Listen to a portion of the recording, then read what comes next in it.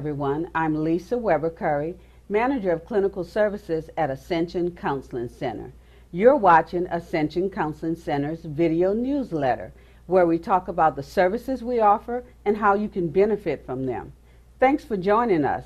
Coming up in this episode, you'll hear from Suzanne Hamilton, Director at Ascension Counseling Center. Our topic is Managing Conflict, Promoting Domestic Equality instead of domestic violence. Won't you please stay with us for the next half hour or so? Our newsletter begins right after this message. Ascension Parish, a parish steeped in tradition. It's a place where generations of families have continued to enjoy a lifestyle that centers on community living and community celebration. It's a place where we care about each other and we care about ourselves. For more than 50 years, the Ascension Counseling Center has continued the tradition of helping individuals and families change behaviors and change lives. The Ascension Counseling Center.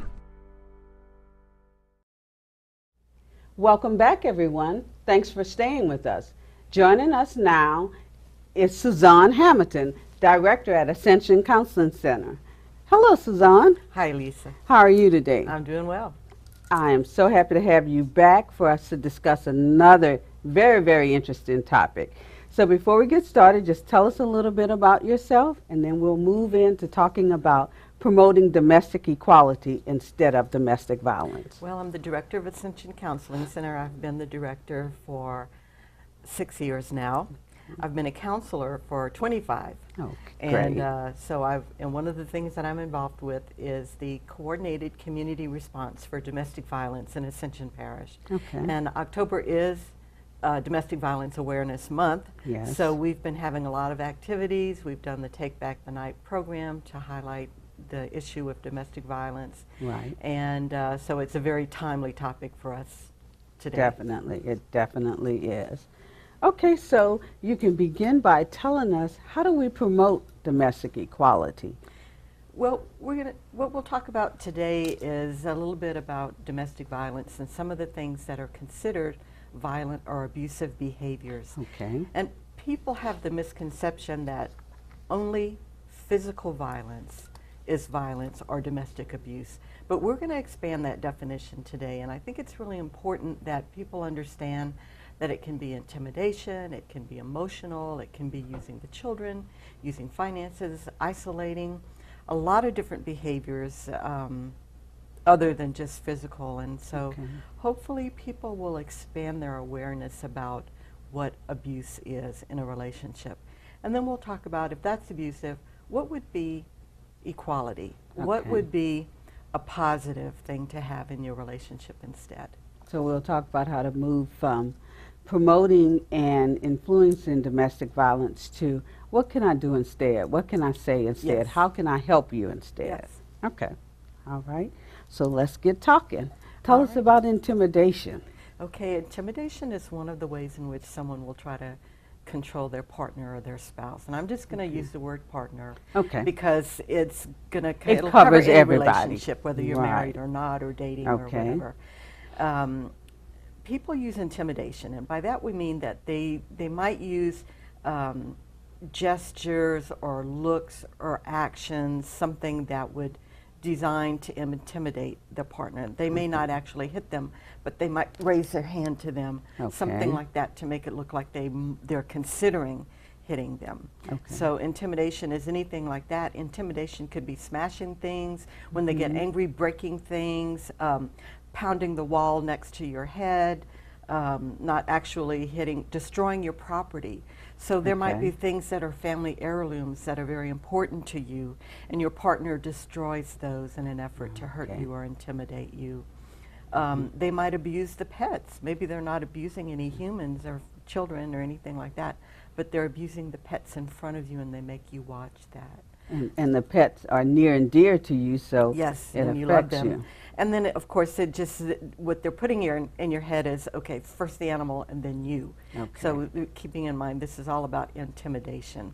And then also displaying weapons. They may not point a gun at you, but they might be cleaning their gun when they're angry at you and yelling at you. or having a hunting knife or something on the table.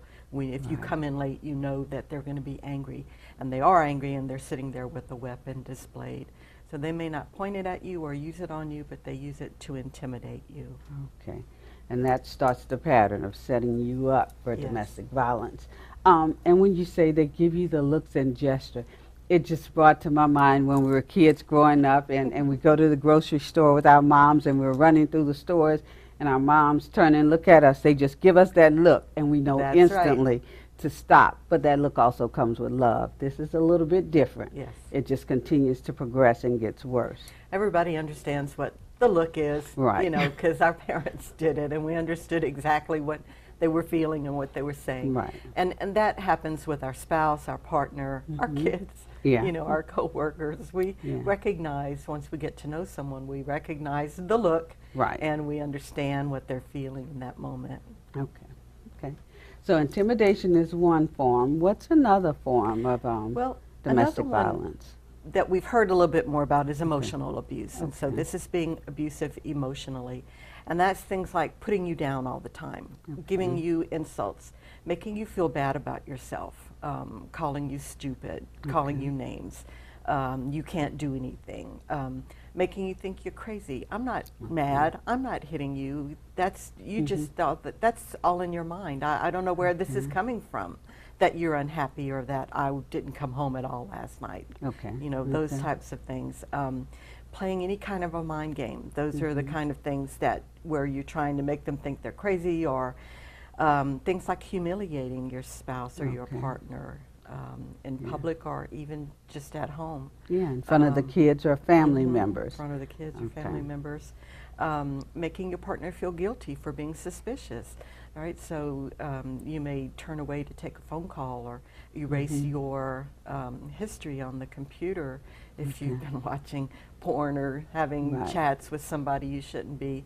And if your spouse questions you about these activities, you make them feel guilty. Don't you trust me? I thought you trusted me. You're an untrustworthy person. And so making them feel guilty for things when they call you on it. Right. So essentially making them feel like it was their fault. I didn't do this. I don't know where you got it from. It all comes into mind games. Yes. Something's wrong with you if you think I'm cheating, or if you think I'm unreliable or Well, angry. I'm doing the things you say I'm doing, but when we go back to the computer, there's no history of that. So, you know, that had to have been your mistake. Okay, so what's another form that typically happens? Well, another form of abuse is isolation, and this usually goes on earlier. Some of these are things that set up the physical abuse. Okay. And so sometimes before a partner becomes abusive, they begin to isolate their partner. And that means that they control what you're doing, where you go, who you talk to, whether or not you can leave the house, what you read, what you watch. Okay. What you wear. What you wear. Okay. Limiting your outside involvement, so they may not want you to be involved in community activities or volunteer work, or maybe that's all they will let you do. You can't go out with your girlfriends or your family members. You can't take their phone call after a certain time at night because that disrupts the peace of the family. Those kind of things where you're limiting who you can talk to and when you can talk to them. And a lot of times your partner will use jealousy. Oh, honey, I just love you so much. I want to be with you all the time. And, or I don't want you to be with them because they don't like me and they're poisoning you against me. Or I don't want you to go, you know, with your coworkers because some of them are male and I know that they're attracted to you. And so they use a lot of these kind of things to isolate. Once you get isolated and you're not seeing your family or your friends, and people get used to not seeing you around, that sets you up for further abuse, for physical abuse. Now nobody's going to see the bruises if you have Nobody's going to check on you Nobody's because gonna check you've on been you. That's isolated right. for so long. Okay, interesting. And so they also do other things to control their partners in a domestic violence situation, like minimizing, denying, and blaming. Tell us a little bit more about that. Yes, that's what they'll do. They'll minimize the abuse. They'll make light of it. They won't take your concerns seriously. They'll say, oh, that's, you know, I didn't hit you that hard. Okay. can't you take a punch? You know, Right. those kind of things. Oh, I And was just minimizing them. joking. Yeah, I was just joking. It just went a little too far. Yes, saying the Okay. abuse didn't happen, so they might just deny it. No, I didn't do that. I didn't hit you, even when you both know that Right. you did. Don't you remember last night you tripped and fell, Yeah. hit your head? We had a glass of wine, and you probably just don't remember. Yeah, so Okay. minimizing those kind of things, denying it, shifting the responsibility for the abusive behavior, or blaming it on the partner or someone else. Well, you made me do that because you made me so angry. You know I don't like it when you do fill in the blank, and you Right. did it, and so you made me angry, and it was your fault. It's your fault I hit you, because I just want a little bit of peace and quiet when I get home, and I can't get that unless I treat you this way. And it's your fault that you let the kids run around and make noise when you know it's my downtime. So if I hit you, you ask for that. You cause Yes, that. you caused And that's, that. I think, minimizing, denying, and blaming is something we hear frequently from domestic violence victims. It's one of the things that's talked about a lot. It's something that's displayed in movies a lot, Yes. more so than the other things. Yes, and that's people's way of coping with a bad situation, so they're trying to make the best of it. So it's understandable, but that's the purpose of our talking about this today, because we want to kind of shine a light on it and let people know that this is abuse. And you know, I've talked with people before, and they've said they might have been abused as a teenager by a parent, and they didn't even know it was abuse. They just thought that that went on in every family. And so we want to get the word out that these kind of things, sometimes they know it, people know it doesn't feel good, and they know it's not right, and they don't like it, but they don't know that it's not going on in every household. Right. And I knew a woman, and she was sexually abused by a brother during her teenage years, and she knew she didn't like it, but she thought it went on in every home. And she said it wasn't until she went off to college and had a roommate and talked to the roommates that she realized it didn't happen in every family. Exactly. And especially the isolation is bad. That's what this does. It cuts you off from other people.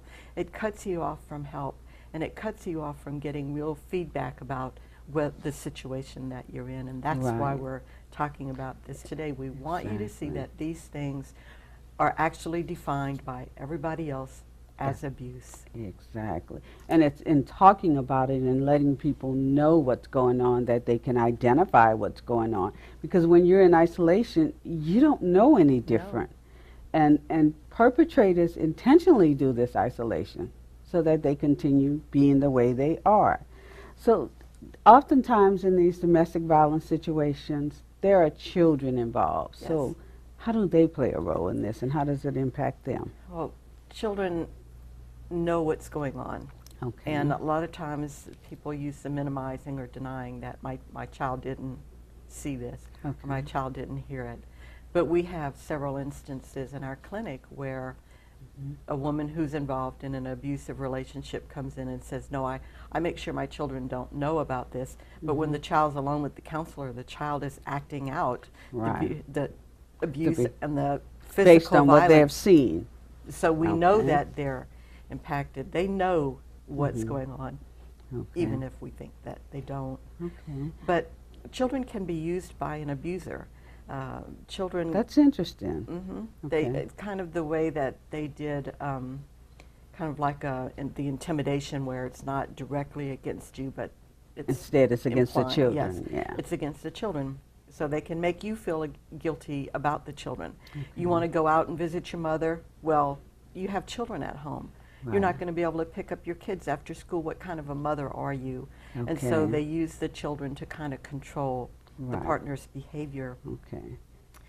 Or they use the children to relay messages. Go tell your mother that I said she can't do that, and if she does that, there's going to be problems. Okay. And this is also in the case of families that have separated or divorced, and the children are going back and forth between the two houses. Right. And so the mother might say, you know, tell your father he needs to pay child support or he won't be able to see you anymore. Okay. Those types of things are abusive to each other, but they're As also well as the abusive to the children. child. Yes. Yes.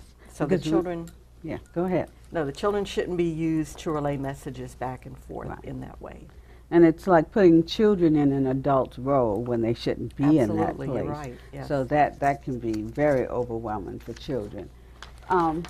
They might use visitation Okay. to harass their spouse, Okay.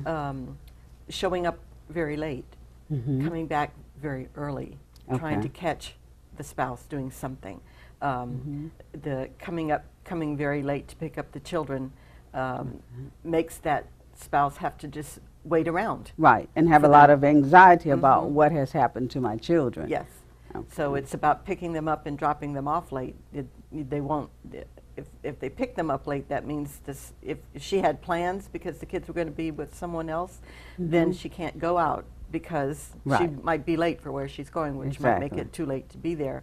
But also coming back and returning them late. Using the children coming to pick them up or coming to visit them when all you really want to do is yell at your spouse. Right. Or calling the children when they're with the mother or the father and just speaking badly about Right. what's your mother doing? Who did she Yeah. go out with? Who is she Making the seeing kids right the now? reporter Mm-hmm. to gather Yes. information for the perpetrator. And I think it's a way of just all around controlling the Very controlling, domestic yes. violence victim. It's they control every aspect of their lives. Look, I can control when you go, when you come, who you see, what happens, because I will show up and embarrass you, or I will take the kids away, or it will eventually lead to something physical, it sounds Yes. like. It's about control, power and control. Okay, very interesting. So let's talk a little bit about male privilege, All right. because I'm sure everybody's wondering, what does that mean? Well, it's a term that we've heard, but what it means is that it's kind of the idea of gender roles. So you believe that you are entitled to control your spouse because you're the male, or that you know, she can't work because you're the male and she's got to be home, or And you're the head of the You're the head household. of the household. Okay. You're the only one who's going to do the finances. No, she's not going to do that because she's the woman and you're the male, and not questioning those kind of things, acting like you're the, you know, The the end lord all of the be all. castle. Yes. Yes. Okay. Being the one to define what you both do, what your Okay. roles are. You're the one who defines that without discussing it between Okay. both of you equally. So it's believing that you entitled to act a certain way because you're a member of a certain gender or race or Okay. class. Okay.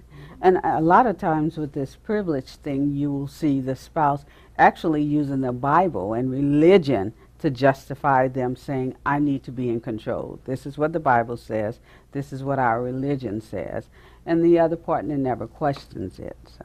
Yes, and those are the things that should be discussed together, and you know, come to a shared agreement about what does that mean. And many times with male privilege, the men will use those Bible verses taken out of context. You have to do Right. this, I'm going to do that. And they forget the ones that says, husbands, love your wives. Right. And treat them as Christ loved the church. Exactly. And so all of that needs to be within balance. Okay. You're right. Okay. What about finances, economic abuse? Yes. 'Cause that plays a Finances major can be role. used to control the Okay. spouse. Preventing your spouse from getting or keeping a job. No, you can't work, or calling every hour, texting, doing things that distract the spouse so much, or calling with an emergency that it interferes with the spouse's job and they have to quit. Okay. Or they get terminated. They get terminated. Right. Making the spouse ask for money instead of, you know, having shared access. Right. Giving her an allowance, taking her money away when she earns it, Okay. and putting it into the family account Right. that only he has access to. Okay. And, you know, along with this, it's, you know, you can't buy this if you want it if I don't think you want it, or if I Okay. don't think you should have it. So Okay. it's making the decisions about what you can spend your money on, Okay. and And- not and- having enough money, access to money, so that you can't leave. Right. I think that's key there, making sure you don't have sufficient funds to walk away. And I think especially when kids are involved, you know, whoever is leaving, whichever partner, it makes it difficult when you think, if I take them out, we're going to be homeless. Yes, Okay. and that ends up trapping a lot of women.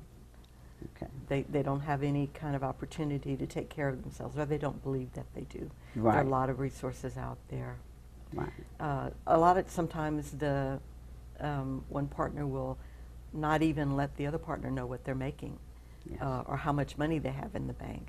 So they Okay. just don't let them see it at all. So Right. those are examples of financial abuse and Okay. a means of controlling the spouse. Exactly. Okay. And then tell us about the coercion and the threats that also occur. Well, with coercion, it's similar to the intimidation, but making threats that you're going to hurt the partner. So Okay. threatening them, I'm going to hurt you, or I'll use this Mhm. knife on you, or anything like that. Threatening to leave, Okay. threatening to commit suicide if they leave, Right. threatening to report the spouse to child welfare. Right. There may not be anything to report, but they're going to make something up and get And they child sound welfare. convincing Yes. in doing so. Yes. Okay. Making her drop the charges if Mhm. he's arrested for domestic Right. violence, or drop the personal protection order if she gets one. Mhm. Making her do illegal things. There are a Okay. lot of women in jail because their spouse or their partner made them go with them and Mhm. sell drugs or something like Right. that, take money. And that's just a way for them to never leave them, because what they say then is, well, remember, I know what you did. You were with me when we Yes. sold the drugs or when we trafficked guns or something. So if you try and leave me, I'm going to report it to the police. And nobody will hire you now because Right. you have this, and nobody will want you now because you've done this. Right. You need to stay with me. So, Exactly. mhm. So it's all ways to keep the spouse or the partner under the control. One of the things, I know when we speak of domestic violence, it always sounds like we mean the woman is always the victim. But I think it's important for us to point out Yes. that there are many males that are victims of domestic violence. It actually happens both ways. I think what we found in research and over time is males won't report it as often as females. Yes. Yeah. And if a male hits a woman, he's going to hurt her worse than if a woman hits a man. Yeah. That's typically the Yes. thought about it. But I think as we continue to research and review it more, the progression with physical violence with males against women may be slower, because it may be a slap, it may be a shove before it becomes a fist, closed fist, punch. But with females being of the smaller size, typically, it may escalate immediately to Immediately, objects yes. that are more harmful. So we just want to remind our listeners Yes. that it can happen both ways. And that's why we're using the term partner. And I know I have said he or she, but it does go both ways. And so Okay. we especially want the males who are viewing us to know that they have the same options that women do. Right. And so the domestic violence centers also work with males as well as females, Good. as do we. Yeah, and that's so important for everybody to know.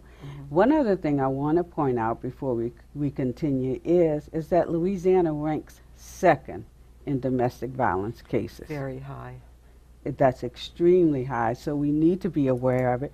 We need to look out for each other, and we need to report offenses. But I just wanted to make our audience aware of that, because that's so significant. Number 2 in the nation. Yes.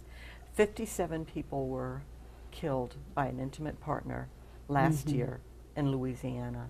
Yes, way too high. But number 1 is too many. Yes. When we can prevent it.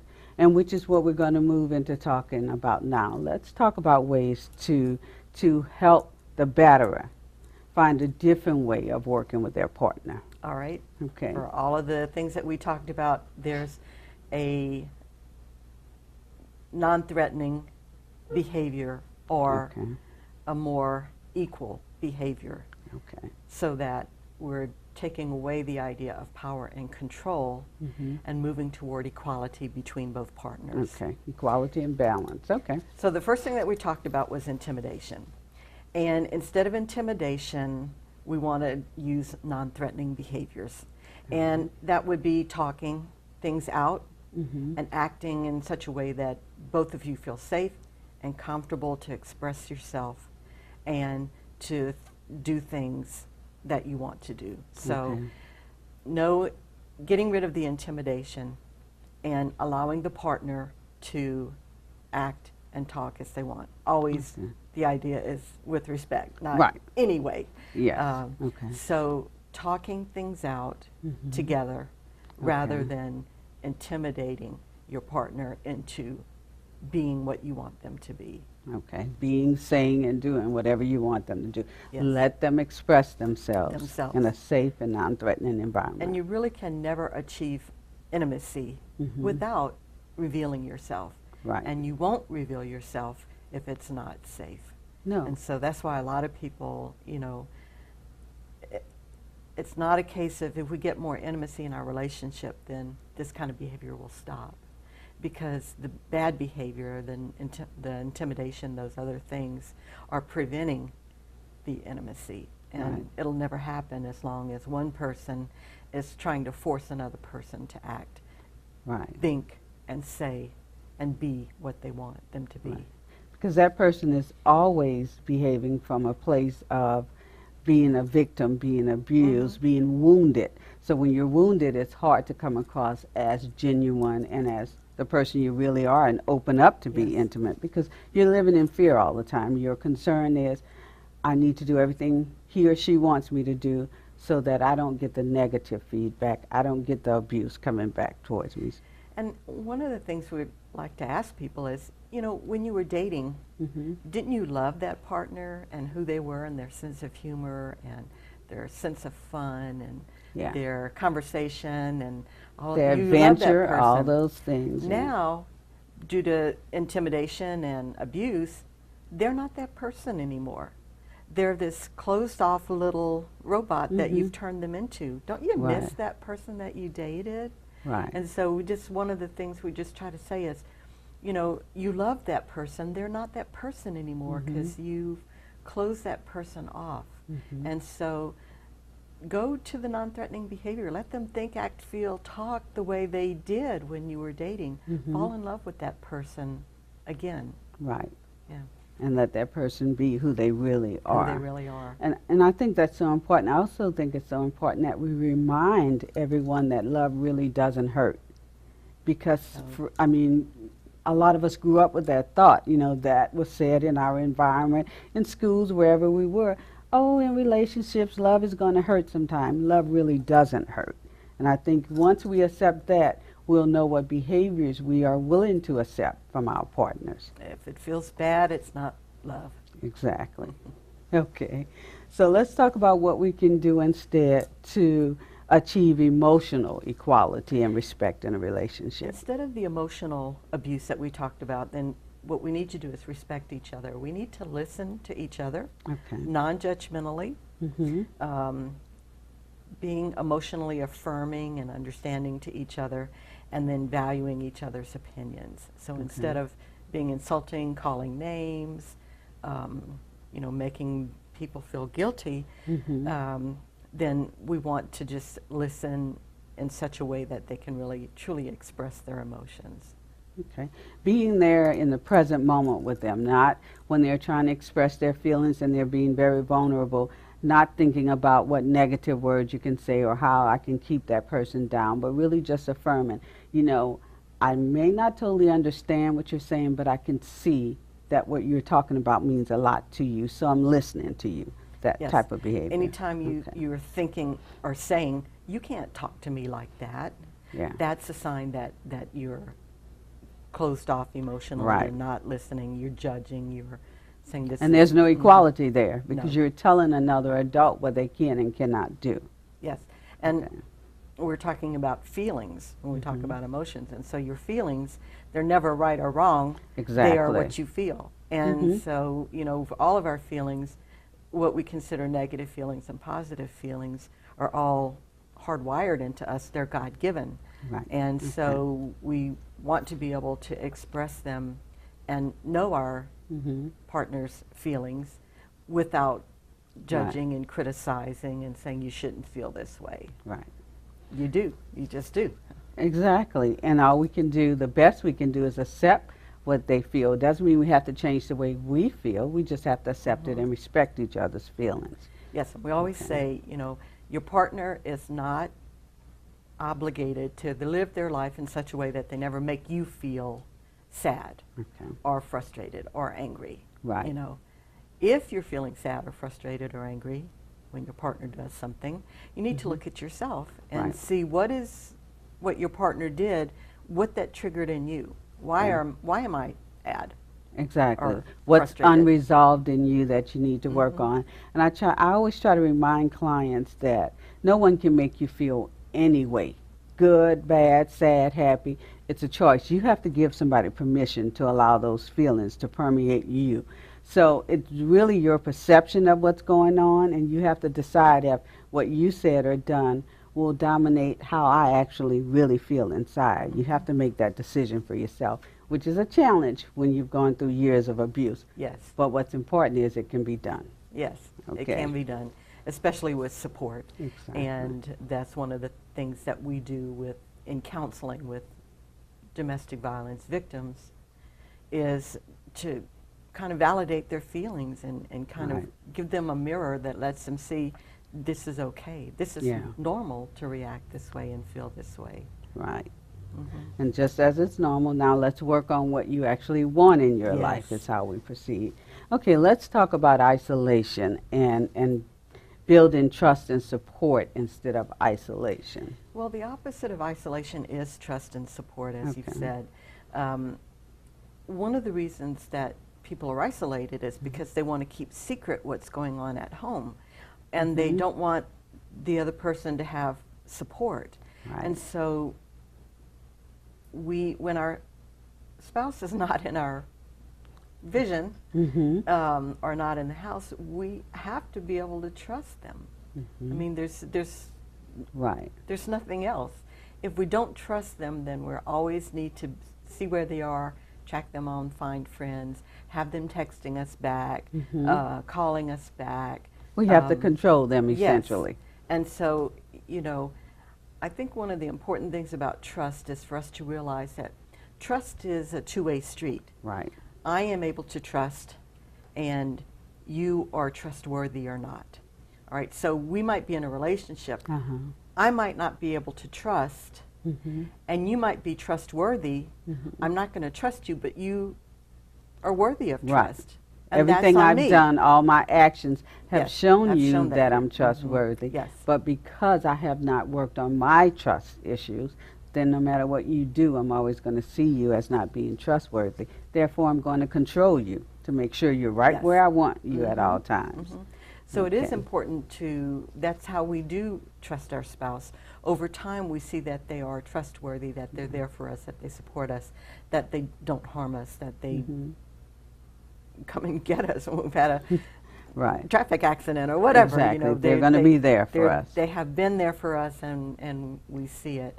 And if our spouse has been there for us and we're still not able to trust, then that's my issue. I have to own that I don't trust you, but you have proven to be trustworthy. And even that is a conversation. We've talked about, you know, having respect for each other. That could be a conversation that a couple can have. Definitely. You know, I have trust issues. I'm going to call you more than you want me to, but I'm working on that. And I realize it's about me. It's not about you.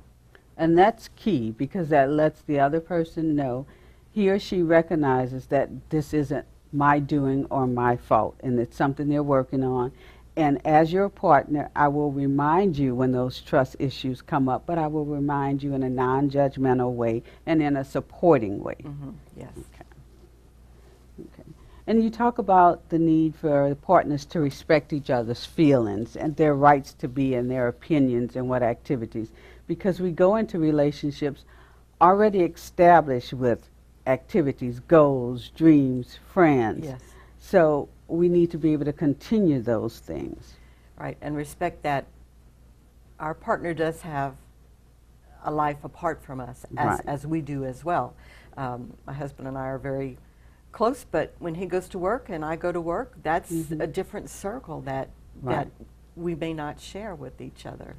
And we might, you know, Mark comes by and everybody knows him, and I go by his office, but for the most part, I don't know what he's doing during the day, and he doesn't know what I'm doing at work during the day, and so we have to kind of just respect that every now and then he wants to go out with friends from work. That's totally fine. I'm going to respect that. Okay. Yes. Good. And I think one of the important things that's coming from this is before we enter into serious committed relationships, these are the conversations we need to have. These are the things we need to look out for. We've heard it said a number of times that usually when the partner realizes they're a victim of domestic violence and they start to think back, hindsight, they saw some of the signs. So the key is pay attention. Ask those questions. Have these discussions about, what do you think about this in a marriage? How will our finances go? How do we make decisions? Start to pay attention to that. Pay attention to the red flags. Okay. If you're seeing them, they mean something. Yeah. And so we need to pay attention to them.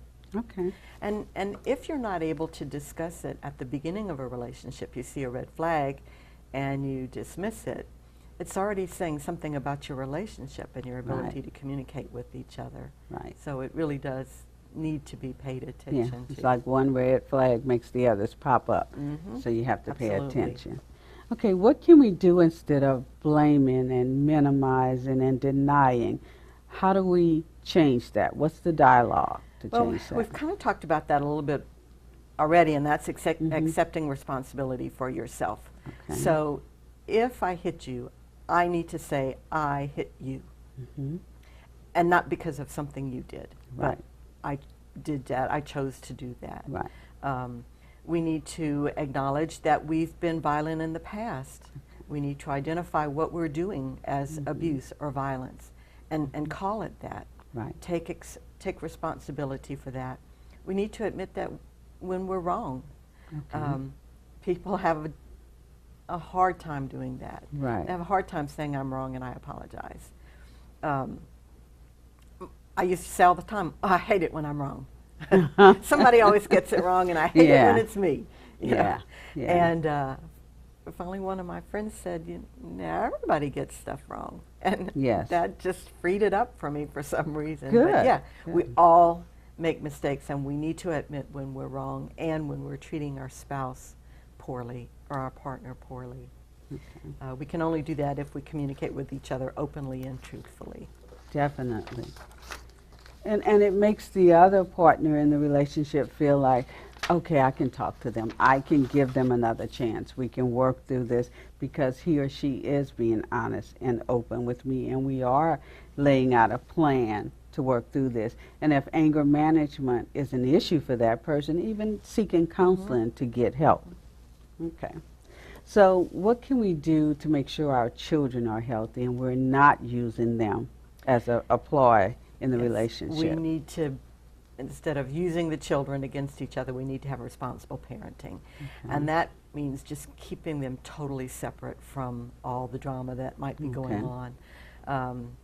First of all, not having it in the, but in the family, but sharing parenting duties. Okay. This kind of goes back a little bit to the male privilege, the gender roles, believing that it's just the woman's job to take care of the children, whereas the children need their fathers. Yes. The children need that. The children need to be bathed by the father at night, put to bed by the father at night. Right. It gives them a sense of security. Right. And so sharing that together so that both parents, if the father is the one who provides most of the care, they need their mother. Right. They need her to tuck them in. Exactly. When they're home. Some parents have jobs that require that they travel a lot. But when you are home, take over as much as you can and make it as equal as possible. And that has nothing to do with roles. It has everything to do with children need both of you as much as they can developing get. that close relationship with your kids. One of the things my husband and I did with our girls growing up is I had them in the morning. So I got them off to school, prepared breakfast. That was my time with them in the mornings. I was still at work in the evenings. That was his time. Homework, cooking dinner, taking them to practice, and I would pick them up. But it gave us each our own individual time with our children to grow that relationship so that the kids know no matter what happens between us, we are still your parents, and we're always going to be there for you. So I think that's important. I knew someone, he worked a lot, and so from the time his daughter was young, Sunday was their day. Very His important. wife didn't go with them. The two of them went, and they would do anything they wanted to do. Yeah. If it was like sports or movies or lunch out or anything, they Mhm. would have the whole day to themselves. But that's not the time to be talking about, well, your mother this and your mother that. Exactly. It Or was your his dad is time. this and your dad. Yeah, it was his Yeah. time for them to bond and to have fun Right. together. So we need to make sure that we're sharing the parenting responsibilities as much as possible. Even if there's a split or a divorce, sharing the parenting responsibilities. And remember, you know, as a victim of domestic violence, you don't have to deny that, yes, you did see your father hit me or any of that, but you don't add to it. You say, your father's working on those issues, your mom's working on this issue, we're going to love them through it, we're going to help them, but just being together right now isn't the safest thing. So really acknowledging where your children are with their level of understanding and addressing it from that level, I think is important. Yes, and that's it's very important that the children don't become pawns in the middle of that, and Yes. that, you know, they're left out of that, and that you become a positive role model for them. Right. I mean, this is, if you have a parent who's abusive and is out of the home, now your kids need a nonviolent role model. Yes. And you can be that for your child. And that Definitely. includes not emotionally bashing Right. the other person and those things as well. And that's very important. I think what goes along with that comes to mind is being a positive role model also means letting your kids see that you are not going to be a victim. You are going to look for healthy resources to get out of a situation that is very demeaning, that it's abusive to you, because your kids are witnessing this as well. So you want them to know there are options, there are ways to get out of it. Yeah, you show them how to have the coping skills and decision-making skills that are going to keep them out of difficult situations Right. in the future. Yeah. Okay. So how do we turn around the economic imbalance in relationships? Well, it means making your money decisions together. okay. Both parties need to understand what the finances are, where the finances are, what they are, have access to them, and make decisions together Right. regarding the finances. And not to necessarily, you know, one should not benefit over another. Okay. You know, so maybe we have a very limited amount of money, I'm going to spend it on my hobby, and you just stay home, you know. Right. Uh, Right. So, and recognizing that everybody has different gifts and abilities. And there are a lot of women who are really good with math and with numbers. There are women Yes. who are accountants and CPAs. Yes. And so it kind of goes back to the male privilege. It should not necessarily be the male or the female to do a certain job. It's the person who has the skills in that area. Yeah. So there are a lot of women who are excellent at that. They work at that. They do payroll. They do accounting. They Right. do. And so it might make sense for them to have the family finances. And especially if you have a woman with those abilities, math teachers, you know, a lot of Right. different things like that, to not let them have access to the money, Yeah. you know. It's detrimental to the whole relationship. But I think it's important to talk about it because I may be a CPA, but I may not like doing family finances. So I think what's key is having a conversation about it and agreeing. No matter who handles the money, we both have access to it. And even if you're sitting there writing out the checks, taking care of our finances, I'm right there by you, providing support, learning what's going on. So should anything happen to you, I know about our finances and I know how to handle it. And it creates fidelity, financial fidelity in our marriage. Yes, and it also involves, you know, if letting your partner work and have an income and have an ability to support themselves, because a lot of people don't realize that, you know, if you keep your spouse home and don't allow them to work when they want to work, then they have no marketable skills. Right. Something happens to that husband. I've seen a lot of older women who were just incapable of they didn't know what to do. Right. And they were left alone and basically couldn't function. And so, Right. you want to make sure that's for your spouse's well-being in case something happens to you. And that's not even just about right now, but it's about making sure that your family can function if something happens to you. Exactly. Very important. The final thing we need to turn around is the coercion and the threats. How do we negotiate for a healthier relationship? Yeah, and that involves negotiation and trying to be fair with each other. So trying to come up with a mutually satisfying resolution to any conflict. So are we both happy with this? And sometimes people will have a negotiation style that they use. They might have family meetings. But you have to be willing to accept change, and you have to be willing to compromise. And so sometimes compromise is going to look different for every family. For sometimes if we can't decide, like I know one couple that they wanted to plant a tree in their front yard, and he wanted it up next to the house and she wanted it up next to the road, and so they put it right in the center of the yard. Compromise. So that would be a compromise. It might also be, okay, this tree we're going to plant where you want it next to the house, and the next one we're going to plant where I want it next to the road. And so it might be alternating. But it's still balanced and equality. It's balanced, and you agree on that together. So I think we've learned a lot of important things today, and we now know everybody should be clear that domestic abuse isn't just physical. It's emotional, it's verbal, it's intimidating, it's using the kids, it's coercion and threats. But I think most important is that we can turn this around. There are resources available. Nobody has to stay in a domestic violence situation. You ask for help. The partner who's actually the perpetrator can also seek help. So help is available. You can come to our agency, get counseling. There's an Irish department, but domestic violence doesn't have to exist because there's help out there. There is help out there. And one place to start is our agency. We're going to give you the numbers of where to call us. And we've made a commitment in our agency that if you're a victim of domestic violence, we will serve you free of charge. And so you call our agency, and we will provide whatever help and care that we can free of charge. And we'll also give you referrals to other places. And know that if you're in a domestic violence situation, that we help people with safety plans. And so that's most it's important. Not a question of just leaving and not having a plan in place. So Irish Domestic Violence Center and other people, we will create a safe way for you to leave so that you have support, you have a place to go, you have people who will go through this with you and help it be as safe as possible.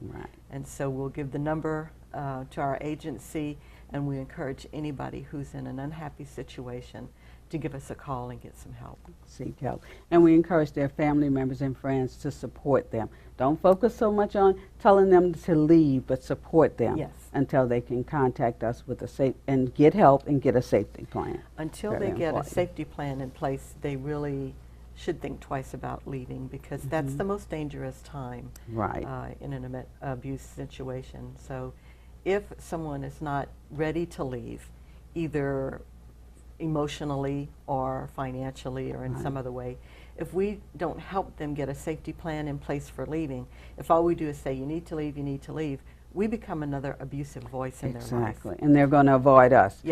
And which leads to not getting help. So we have to support. Okay. Thank you so much, Suzanne. Thanks for being with us today. You can reach Suzanne at Ascension Counseling Center by calling 225-450-1016. Please stay with us. The Ascension Counseling Center newsletter continues right after this.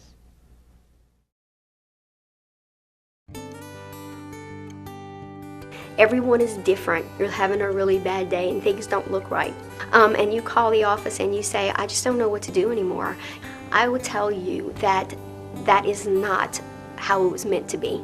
And it's not fair for you to go through life living a difficult life. But a lot of people that live in our parish don't realize that we're there, or don't know that you don't have to have insurance to go there. You can go there and we work strictly on your income.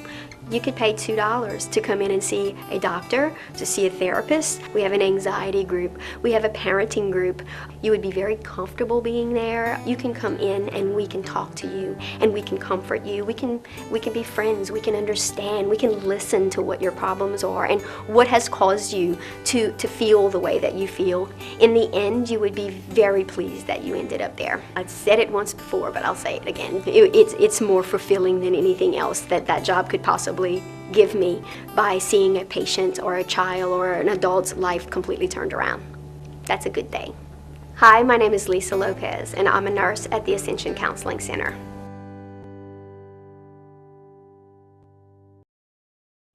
Thanks for spending your time with us for this episode of Ascension Counseling Center's video newsletter. You can catch replays of the program exclusively on Ascension 21 on the days and times listed on your screen, or anytime on Ascension 21's YouTube channel. We look forward to many more episodes where we can talk about what's available at Ascension Counseling Center and how our programs can help change lives. Remember, Ascension Counseling Center is here by way of your support. We are a department of Ascension Parish government, and as such, we are all parish employees.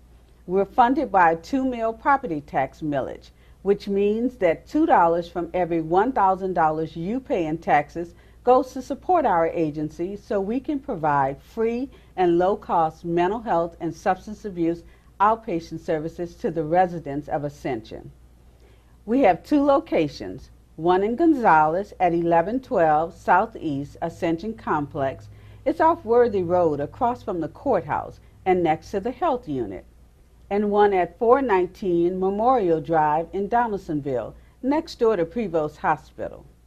You can reach us at either location by calling 225-450-1016. You can also find us on the web at www.ascensionparish.net/MH and on Facebook at Ascension Counseling Center. Thanks for your support, and until next time, from everyone at Ascension Counseling Center, thank you for watching.